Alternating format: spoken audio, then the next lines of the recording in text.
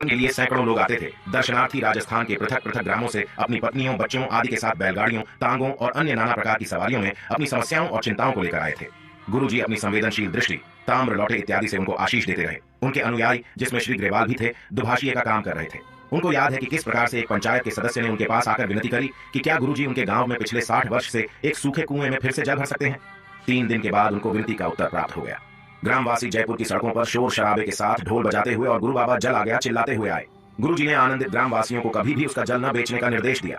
अन्य सभी दर्शनार्थी भी लाभान्वित हुए, भले ही वह रोग या मानसिक चिंता से ग्रस्त हो या फिर पारिवारिक समस्या हो। जय गुरुजी।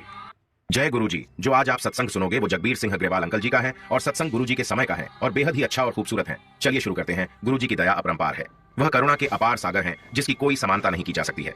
जयपुर में लाखों ने गुरुजी का आशीर्वाद प्राप्त किया था। 1994 में गुरुजी वहां गए थे और ब्रिगेडियर मोहन सिंह के यहाँ महीने भर तक रहे थे। उनके दर्शन के लिए सैकड़ों लोग आते थे। दर्शनार्थी राजस्थान के पृथक पृथक ग्रामों से अपनी पत्नियों, बच्चों आदि के साथ बैलगाड़ियों, तांगों और अन्य नाना प्रकार की सवारियों में अपनी समस्याओं और चिंताओं को लेकर आए थे। गुरुजी अपनी संवेदनशील दृष्टि, ताम्र लौटे इत्यादि से उनको आशीष देते रहे। उनके अनुयायी, जिसमें श्री ग्रेवाल भी थे, दुभाषिए का काम कर रहे थे। उनको याद है कि किस प्रकार से एक पंचायत के सदस्य ने उनके पास आकर विनती करी कि क्या गुरुजी उनके गांव में पिछले 60 वर्ष से एक सूखे कुएं में फिर से जल भर सकते हैं। 3 दिन के बाद उनको विनती का उत्तर प्राप्त हो गया। ग्रामवासी जयपुर की सड़कों पर शोर शराबे के साथ ढोल बजाते हुए और गुरु बाबा जल आ गया चिल्लाते हुए आए। गुरुजी ने आनंदित ग्रामवासियों को कभी भी उसका जल न बेचने का निर्देश दिया। अन्य सभी दर्शनार्थी भी लाभान्वित हुए।